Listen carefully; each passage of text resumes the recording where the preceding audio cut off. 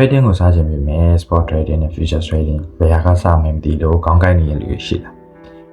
trading ကိုစားလို့မယ်ဆို beginner အများစုက spot နဲ့ futures ပဲအချိန်မှာဘာကိုသုံးမယ်ဆိုတော့ကိုယ်ပဲပြမသိကြဘူးဆိုတော့ဒီ video ထဲမှာ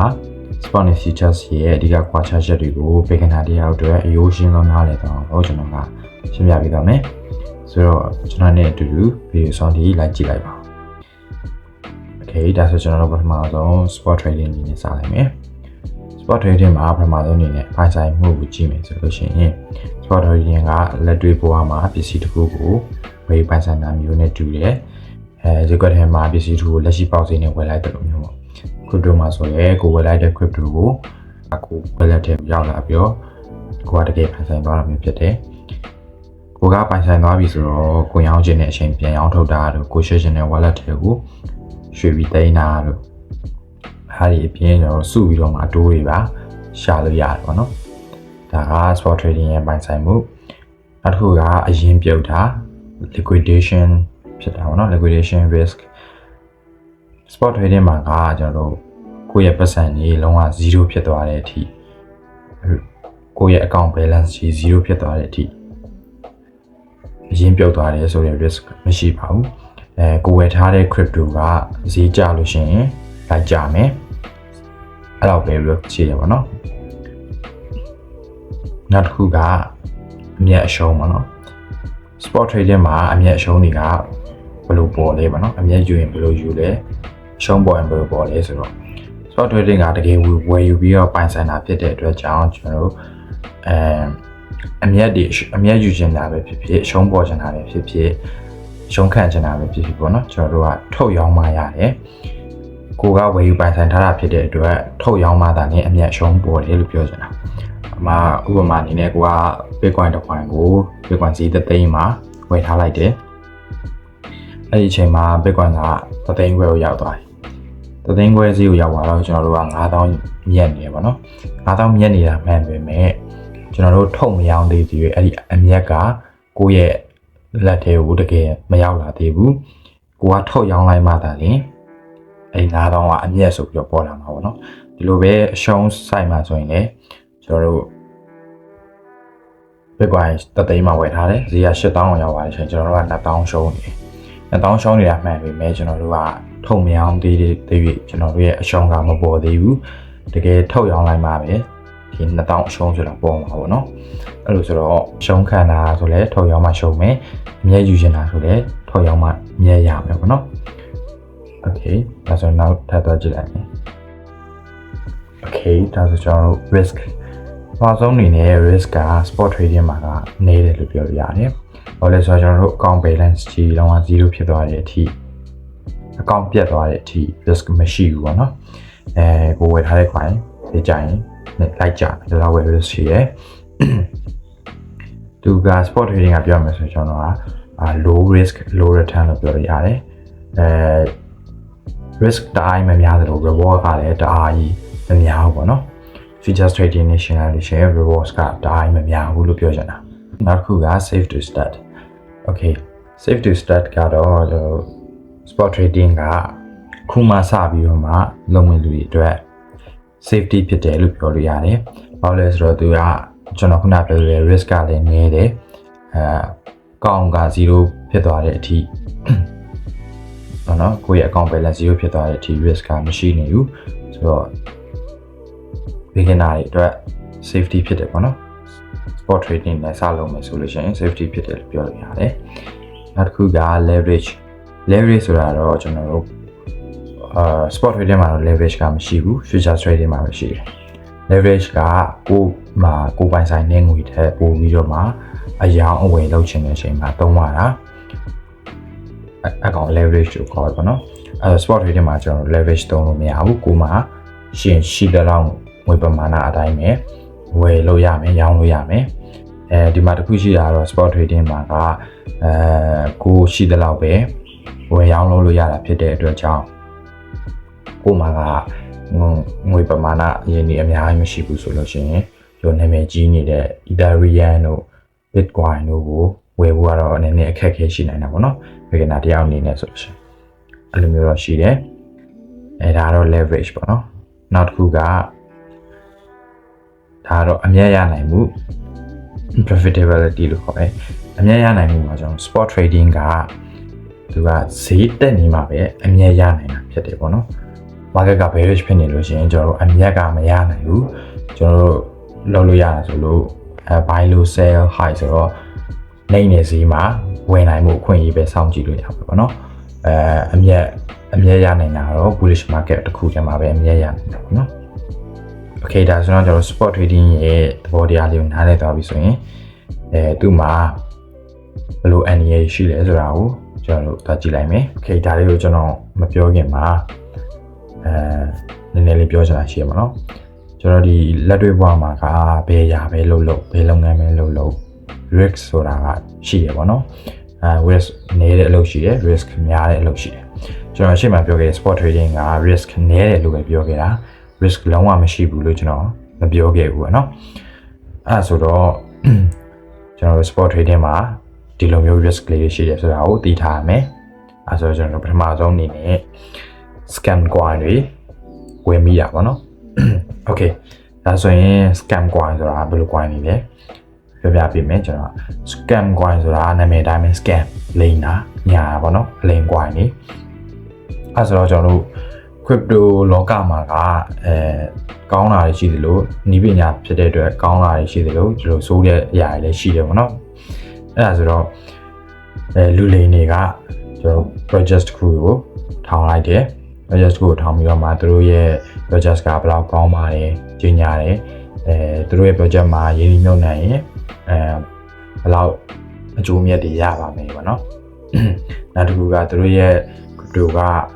ဝယ်ထားလိုက်လို့ရှိရင်10ဆမြတ်ပါမယ်အစ100မြတ်ပါမယ်ဒီလိုမှလုံးတွေပေးတယ်ပေါ့နော်တချို့ project တွေဆိုရင်ကျွန်တော်တို့ exchange ပေါ်တော့ list မလုပ်ရသေးဘူး exchange ပေါ်မှာတော့မရှိသေးဘူးအယောင်းဝယ်လုပ်လို့မရသေးဘူးလူတွေကိုလိုက်ရောင်းထားတယ်လူတွေကလည်းအဲ့ဒီမလုံးတွေကိုဘတ်နဲ့ပေါ့နော်မလုံးတွေနဲ့ live ဝယ်တယ်ဝယ်ပြီးတဲ့အချိန်မှာဒီလူတွေက exchange ပေါ်တော့ list မလုပ်သေးဘူးအဲ့ token တွေကိုဒီတိုင်းရောင်းပြီးတော့မှလိမ်ပြီးပြေးသွားတယ်ပေါ့ခါကြလို့ရှိရင်ကျွန်တော်တို့ဝယ်မိတဲ့လူတွေကဘာမှလုပ်လို့မရတဲ့ဒီ crypto တွေဘယ်သူမှမလို့ရှင်တဲ့ crypto တွေနဲ့ကြံခဲ့ရတယ်ပေါ့နော်ဒီလို scam coin တွေလည်းရှိတယ်နောက်ထပ်တစ်ခုကကျတော့သူက exchange ပေါ် list လုပ်တယ်ပေါ့နော် exchange ပေါ်တော့ list လုပ်တယ် exchange ပေါ် list လုပ်ပြီးတော့မှသူတို့ကအဲ့လိုမျိုး social media တွေမှာသူတို့ရဲ့ crypto ကဘယ်နဲ့စမြတ်နိုင်ပါတယ်ဘယ်လောက်ရင်းနှီးမြှုပ်နှံရင်ဘယ်လောက်အကျိုးမြတ်တွေရှိနိုင်ပါတယ်ဒီလိုမျိုးတွေပေါ့နော် social media တွေမှာလူတွေကို high ဖြစ်အောင်လို့လူတွေ why high အောင်လို့ပေါ့နော်သူတို့ crypto why high အောင်လို့အဲ့လိုမျိုးလုပ်တယ်လုပ်ပြီးတော့မှလူတွေကစိတ်ဝင်စားတဲ့အချိန်မှာဒီ crypto တွေကိုဝယ်တယ်လိုက်ဝယ်တဲ့အချိန်မှာကျွန်တော်ဈေးကတက်တယ်ဈေးတက်တဲ့အချိန်မှာအဲ့ဒီသူတို့လူလိမ်တွေက crypto တွေကိုအများကြီးရှိတယ်ပေါ့နော်သူတို့စီမှာအဲ့ဒီ crypto တွေအများကြီးအဲ့ဒီ coin တွေအများကြီးရှိနေတဲ့အချိန်မှာသူတို့ကပြန်ရောင်းချတယ်အဲ့ဒီတက်လာတဲ့ဈေးကိုပြန်ရောင်းချတဲ့အချိန်မှာသူတို့ကအမြတ်တွေအများကြီးရသွားတယ်ရသွားပြီးတော့ကျွန်တော်တို့ market ကတော့လုံးဝ coin ရဲ့ price value ကလုံးဝမြေစိုက်တော့တာပေါ့နော်အဲ့ချိန်မှာလူတွေကလည်းကြောက်ရွံ့ပြီးတော့မှဘယ်သူမှမတို့ရတော့ဘူးပေါ့နော်ဒီ crypto အဲ့ချိန်မှာဒီ crypto ကလုံးဝကိုမြေစိုက်သွားတယ်ဘယ်သူမှပြန်လဲမကြည့်ရတဲ့အချိန်မှာပျက်စီးသွားတယ်ပေါ့နော်ဒီလိုမျိုး scam coin တွေလည်းရှိတယ် okay အဲ့ဆိုဒီလိုမျိုး scam coin တွေမျိုးမြင်ကျွန်တော်တို့ကဘယ်လိုလုပ်လို့ရမလဲပေါ့နော်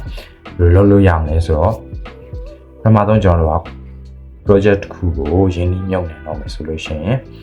ပြင်လက်တွေ့ဘဝမှာရင်းနှီးမြှုပ်နှံလို့ပဲပေါ့ဗျာကိုကဘယ်လိုအလုပ်လုပ်တဲ့လူစီမှာဘယ်လိုတော်တဲ့ company မှာဘယ်လိုတိုးတက်နေတဲ့ company မှာရင်းနှီးမြှုပ်နှံမယ်ဆိုတာကိုကိုယ်တိုင်သိမှရမှာဟုတ်အဲဆိုကျွန်တော်တို့ crypto project တွေမှာလည်းဘယ် project ကဘာလုပ်တာလဲเนาะဘယ် program ကို solving လုပ်ပေးတာလဲကျွန်တော်တို့ program solve လုပ်တာမရှိဘဲနဲ့ဘယ်လောက်ထိအကျိုးမြတ်တွေရပါမယ်ဆိုပြီးထိုင်ပြောနေတဲ့ project ကဒါရုံရင်ကြမရှိပါတော့သူကကျွန်တော်တို့ crypto project တွေကသူက program တစ်ခုကို solve လုပ်ဖို့ထုတ်တာပေါ့နော်ဒါဆိုတော့ကိုရင်းနှီးမြှုပ်နှံမဲ့ project ကဘယ်လို program solving တွေရှိမလဲပြီးလို့ရှိရင်ဘောနော် tokenization လို့ခေါ်တယ်ကျွန်တော်ခုနပြောသွားတဲ့နေရာမှာလည်းပါတယ်team ကအများကြီး crypto တွေကိုအများကြီးယူထားတယ်ဆိုလို့ရှိရင်ဒီ price ကတက်ဖို့လုံးဝခက်ခဲတယ်ပေါ့နော်ဒီ crypto တစ်ခုကအဲ့ဆိုတော့ကျွန်တော်တို့ white paper ကိုဖတ်ပြီးတော့ tokenization တွေကိုတခြားကြည့်team ကိုဘယ်လောက်ပေးထားတယ်ပေါ့နော် team ကအများကြီးယူထားတယ်ကျွန်တော်ခုနပြောလို့ price ကမတက်နိုင်အဲ့လိုမျိုး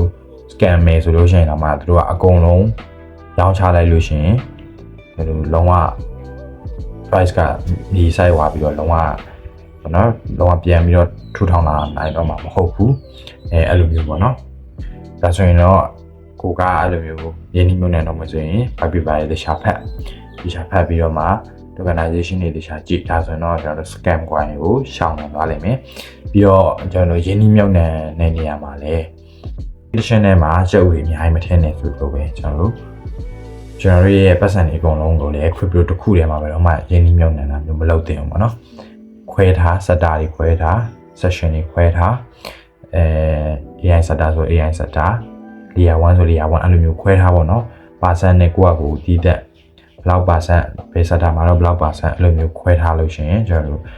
ဒီ scam coin တွေနဲ့တစ်ခုခု scam coin တစ်ခုခုကိုဝယ်မိထားရင်တော့မှပတ်စံတွေအကုန်လုံးဆုံးရှုံးသွားနိုင်တယ်ပေါ့နော်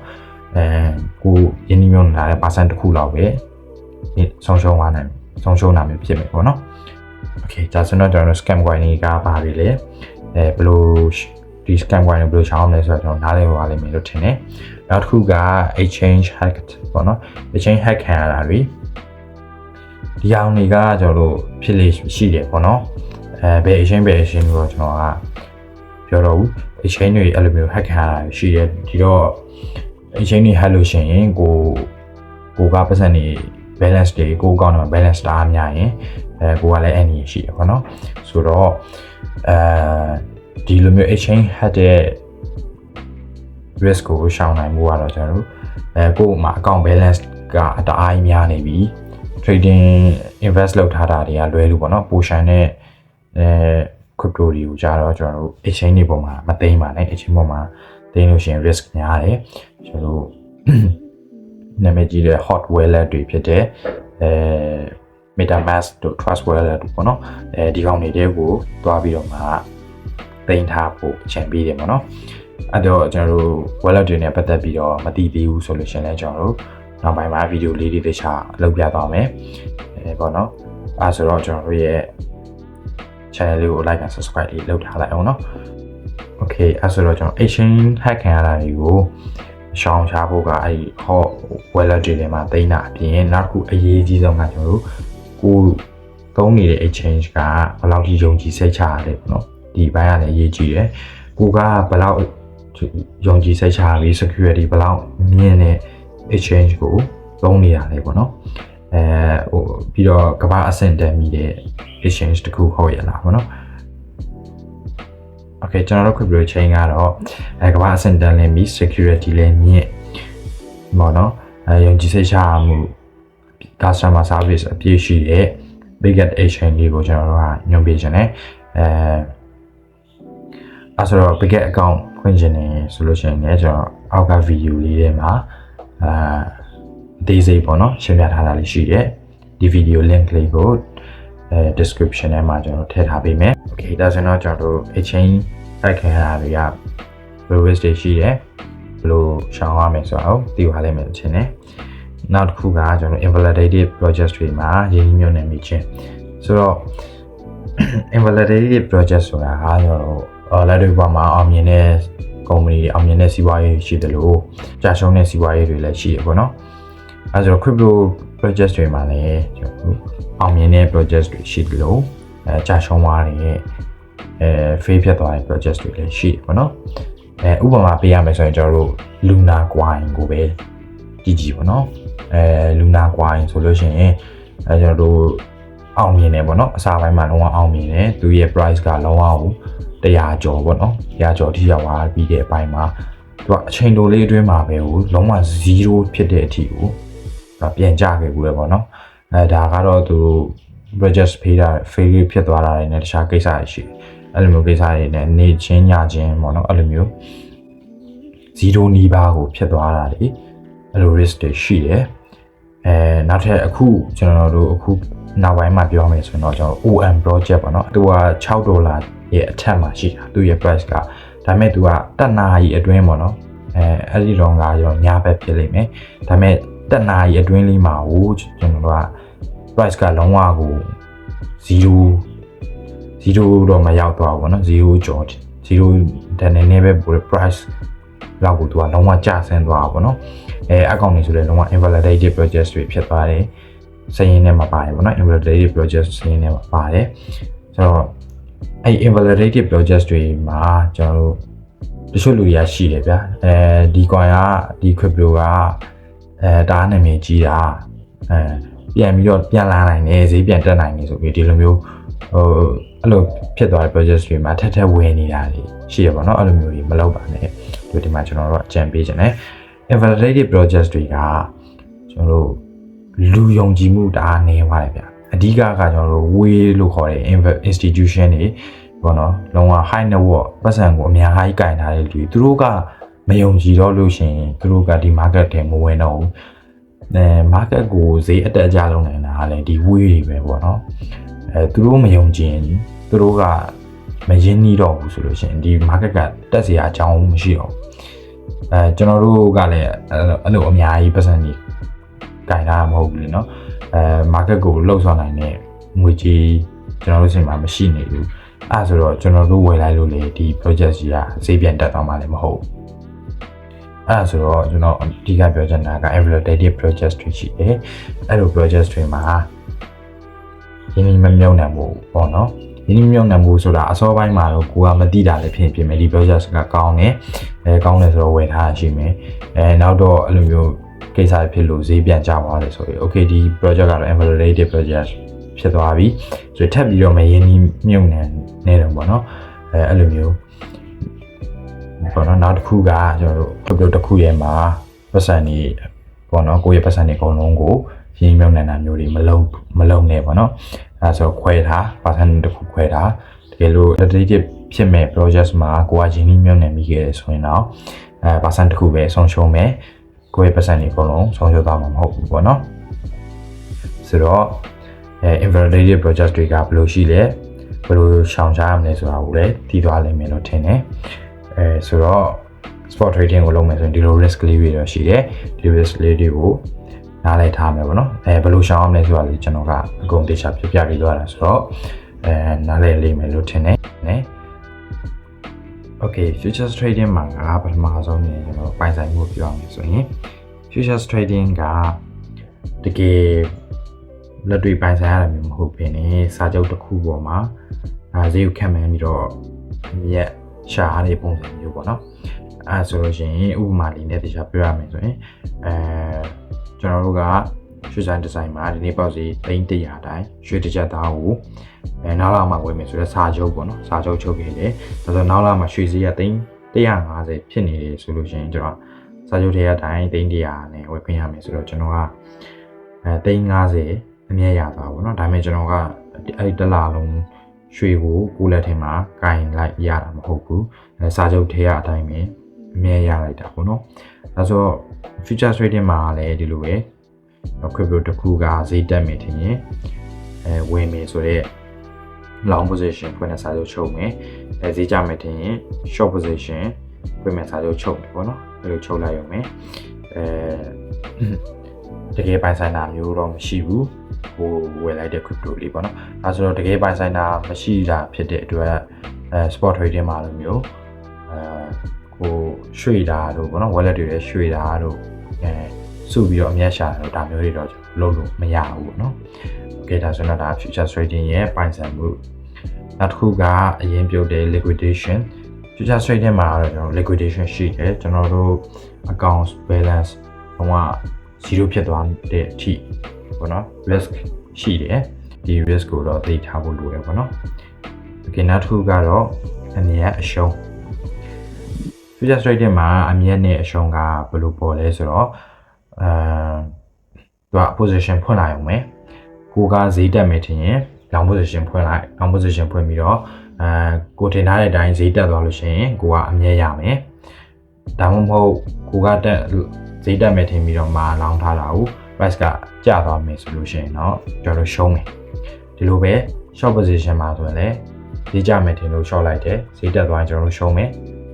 ကျွန်တော်တို့ထင်ထားတဲ့အတိုင်းဈေးကျဝိုင်းကျွန်တော်တို့အမြတ်ရတယ်အဲဆိုတော့ future trading မှာအမြတ်နဲ့အရှုံးပေါ်က position ဖွင့်လိုက်ရုံပဲပေါ့နော် position ဖွင့်လိုက်ရုံနဲ့အမြတ်အရှုံးဆိုတာပေါ်တယ်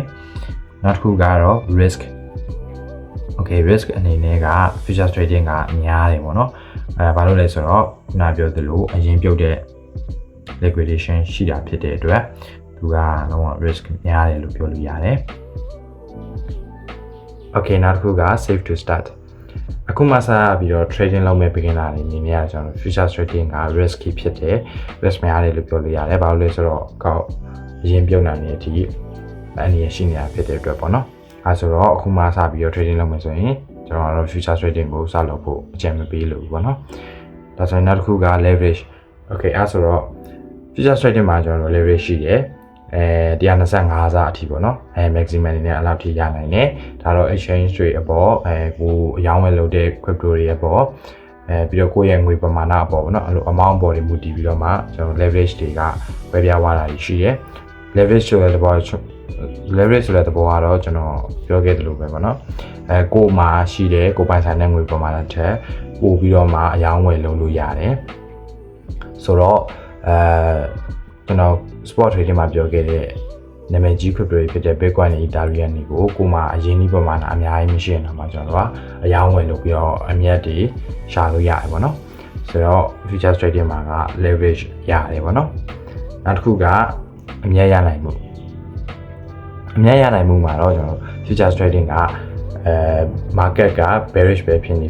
bullish ပဲဖြစ်နေကျွန်တော်အမြတ်ရှာလို့ရတယ်ဈေးတက်မယ်ထင်ရင် long position ဖွင့်ပြီးမြတ်ရှာမယ်ဈေးကျမယ်တင်ရင် short position ဖွင့်ပြီးတော့မှမြတ်ရှာမယ်အဲဆိုတော့ future trading ကမြတ်ရနိုင်မှုမှာ spot trading ထက်အများကြီးအသာတာကိုတော့တွေ့ရမှာပေါ့နော်အဲဆိုတော့ future trading မှာလည်းဘယ်လိုမျိုးအနေရည် risk တွေရှိလဲဆိုတော့ကျွန်တော်တို့ဆက်သွားကြည့်လိုက်မယ် okay ဒါဆိုရင်တော့ future trading မှာဒီလို risk လေးတွေရှိရပါတော့ပထမဆုံးအနေနဲ့ကျွန်တော် leverage ကိုနားမလဲရပါတော့ leverage က futures မှာအရေးကြီးတယ်leverage ကိုနားမလည်ရင် futures ကလုပ်လို့မရဘူးပေါ့နော်အဲဆိုတော့ leverage ကကျွန်တော်တို့နည်းနည်းအကျယ်ချဲ့ပြီးတော့မပြောတော့ဘူးเนาะ leverage ကိုနားလည်ပြောမယ်ဆို leverage ကပတ်စံချီးပေးတဲ့သဘောပဲ forex မှာဆိုရင်ကျွန်တော်တို့ broker ကျွန်တော်တို့ crypto ဆိုတော့ exchange ပါเนาะဟိုမှာကျွန်တော်တို့ big cap exchange ကနေပြီးတော့ပတ်စံချီးလိုက်တာကိုက$10နဲ့ဒေါ်လာ100 trade ကိုထည့်ခြင်းနဲ့ဆိုရင်တော့မှအဲ့လိုမျိုးပေါ့เนาะ10စားတင်ပြီးတော့မှ broker exchange ရနေပြီးတော့တို့ exchange ကချီးပေးလိုက်တဲ့ဟောင်းနဲ့ကျွန်တော်တို့ trade လုပ်လို့ရတယ်ပေါ့နော်အဲ့ဆိုတော့ leverage က3တက်လို့ရှိရင်ကျွန်တော်တို့အမြတ်အများကြီးရနိုင်တယ်လို့အဲ့လိုမျိုးမ3တက်လို့ရှိရင်လည်းကျွန်တော်တို့လုံးဝ risk တအားများတယ်ကိုမှရှိတဲ့ account ထဲမှာရှိတဲ့ပတ်စံတွေအကုန်လုံးဆုံးရှုံးသွားနိုင်တဲ့အထိ risk များတယ်ပေါ့နော်ဆိုတော့ဥပမာလေးနဲ့ပြောရမယ်ဆိုရင်ကျွန်တော်တို့ကခုနပြောခဲ့သလိုပဲ$10နဲ့ဒေါ်လာ100နဲ့ trade ကို trade ရှင်တယ်ဆိုတော့ကျွန်တော်10စားတင်လိုက်တယ်ပေါ့နော်10စားတင်လိုက်တာဖြစ်တဲ့အတွက်ကြောင့်ကျွန်တော်တို့ကဒီဒေါ်လာ100 trade ကိုဒေါ်လာ100တဲ့ crypto ကို trade လို့ရသွားတာမှန်တယ်ဒါပေမဲ့ကျွန်တော်မှလည်း risk က10% risk ယူထားတယ်လို့ပြောလို့ရတယ်ပေါ့နော်အဲဆိုတော့ဒီ price က10% ပြောင်းလဲသွားတာ ਨੇ ကျွန်တော်တို့ရဲ့$10လည်းလုံးဝ0ဖြစ်သွားမှာပေါ့နော်အဲဆိုတော့100ရဲ့10% ဆိုရင်ကျွန်တော်တို့ဘယ်လောက်ရှိမလဲဆိုတော့10ချက်ပေါ့နော်အဲဆိုတော့ price ကကိုကတက်မယ်တင်လို့လောင်းထားတာကိုဟိုက10ချက်လေးကြာသွားတာ ਨੇ ကျွန်တော်တို့ရဲ့အကောင့်တွေကပတ်စံကလုံးဝ0ဖြစ်သွားပေါ့နော်100ကနေ90ကိုရောက်သွားပြီဆိုတာ ਨੇ ကျွန်တော်အကောင့်တွေကပတ်စံတွေအကုန်လုံးက0အဲ့လိုမျိုးဖြစ်သွားမှာပေါ့နော်အဲဆို leverage က3တက်ရင်ရက်တွေများရနိုင်တယ်လို့မ3တက်လို့ရှိရင်လည်းကျွန်တော်တို့risk များတယ်ပေါ့နော်အဲဆိုတော့ leverage ကိုဒီရှာနားလည်ထားဖို့လိုတယ် okay ဒါဆိုတော့နောက်တစ်ခုက risk management risk management ကတော့ကျွန်တော်အကုန်ပါပေါ့နော်ဒီ leverage တွေရောအကောင့်တစ်ကောင့်မှာဘယ်လိုမျိုးဘယ်လောက် percent risk ယူမယ်ဆိုတာရောဒါတွေရောအကုန်လုံးကိုသိထားမှရမှာပေါ့နော်ဒီ risk management ကိုလည်းဟိုကမသိထားလို့ရှိရင်တော့ခုနကကျွန်တော်ပြောလို့အကောင့်တွေပတ်စံတွေအကုန်လုံး0ဖြစ်သွားမှာပါအဲဆိုတော့နောက်တစ်ခုက position sizing မလုပ်တတ်တာပေါ့နော်အဲဆိုတော့ trade ဝင်မယ်ဆိုရင်ကျွန်တော်လုံးဝ position sizing လုပ်တတ်ဖို့လိုတယ် အရေးအကြီးဆုံးကတော့ကျွန်တော်တို့ stop loss ပဲ stop loss မရှိလို့ရှိရင်ကျွန်တော်တို့ရဲ့ကောင်းက0ဖြစ်သွားဖို့ chance များရတယ်ပေါ့နော် chance ကရှိနေတယ်ပေါ့နော်အဲဆိုတော့အရေးကြီးဆုံးက future trading မှာ stop loss ပဲ stop loss မရှိလို့မရဘူးဆိုတော့ TP မရှိတဲ့ trade ဆိုတာရှိလို့ရတယ်ဗျာ stop loss မရှိတဲ့ trade ကလုံးဝမဖြစ်သင့်ဘူး stop loss မရှိတဲ့ trade မရှိရဘူးပေါ့နော် trader တွေမှာအဲဆိုတော့position sizing ဆိုတာကျွန်တော်ဘယ်ဈေးမှာဝယ်မယ်ဘယ်ဈေးမှာတော့အမြတ်ယူမယ်ဘယ်ဈေးမှာအရှုံးခံမယ်ဒါတွေကိုကိုယ့်အကိုတွက်ချက်တတ်ဖို့လိုတယ်လို့ပြောအဲဆိုတော့ position sizing လုပ်တတ်ဖို့လည်းလိုတယ်ပေါ့နော်အဲဆို future trading မှာဒီလို risk တွေရှိတယ်ဒါတွေကိုနားလည်ထားမှရမယ်ပေါ့နော် future trading ကိုလုပ်မယ်ဆိုရင် okay ဒါဆိုရင်ကျွန်တော်ဆက်သွားကြည့်မယ် okay ဒါကတော့ကျွန်တော်က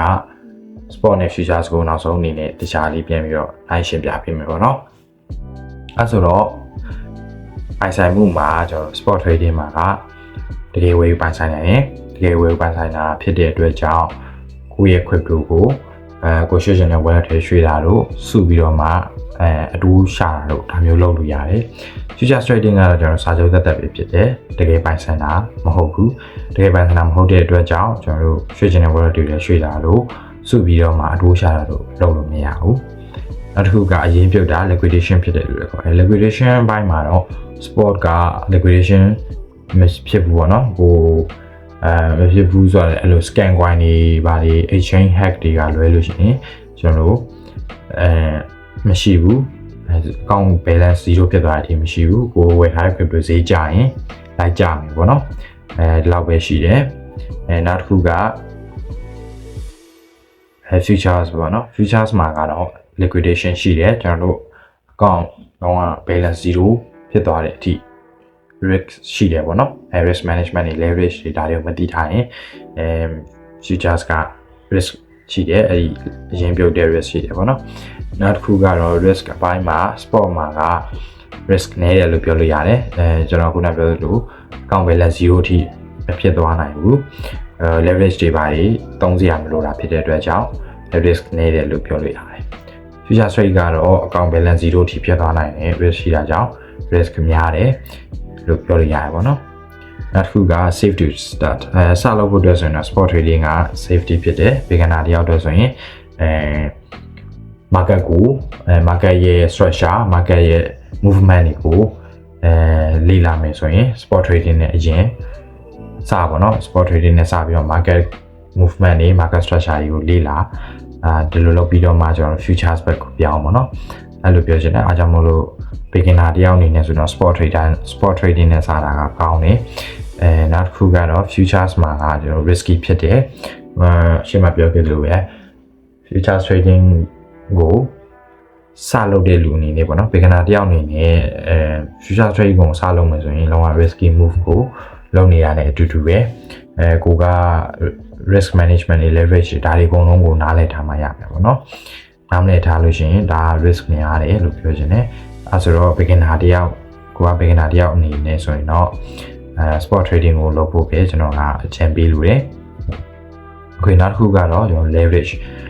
အပိုင်းမှာတော့ spot trading မှာက leverage မရှိဘူးကိုမှရှိတဲ့ပမာဏလောက်ပဲယင်းနှီးမြှုပ်နှံလို့ရတယ်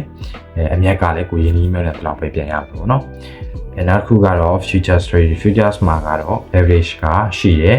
125စားထိပေးတဲ့အကောင်တွေလည်းရှိရပါတော့ဒါတော့အချင်းလေးမျိုးကွဲပြားနိုင်တယ်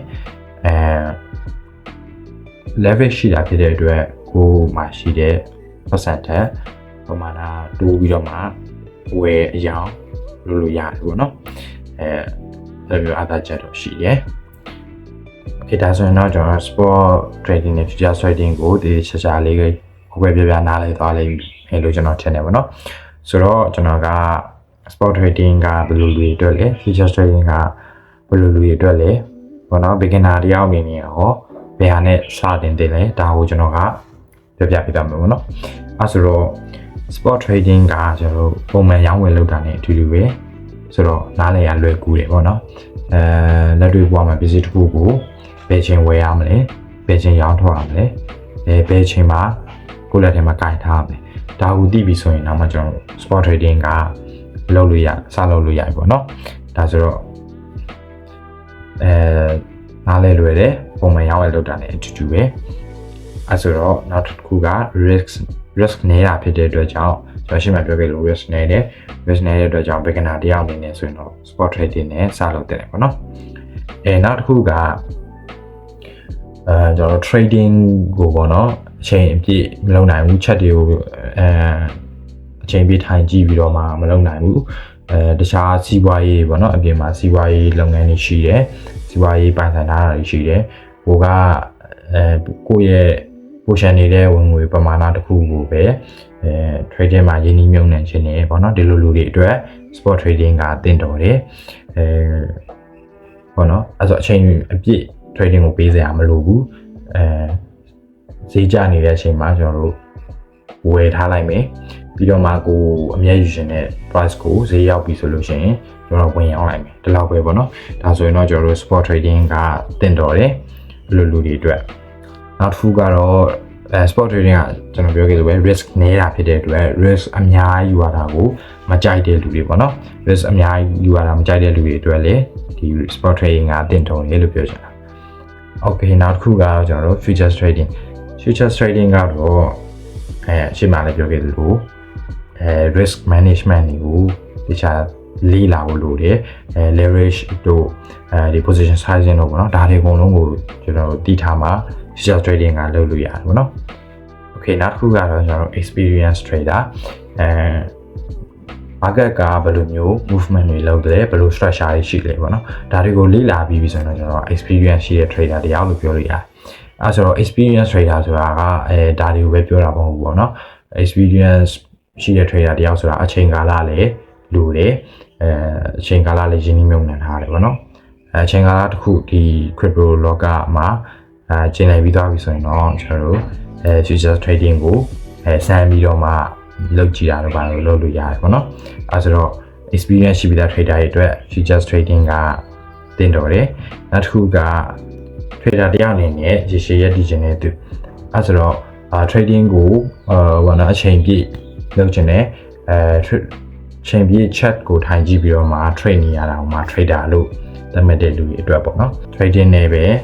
ရက်တည်မယ်ပေါ့နော်အဲ့လိုလူတွေအတွက်ကျွန်တော်တို့ futures trading ကတင့်တော်တယ်လို့ပြောချင်တယ်နောက်တစ်ခုကတော့ risk ယူရတာကြိုက်တဲ့လူတွေပေါ့နော်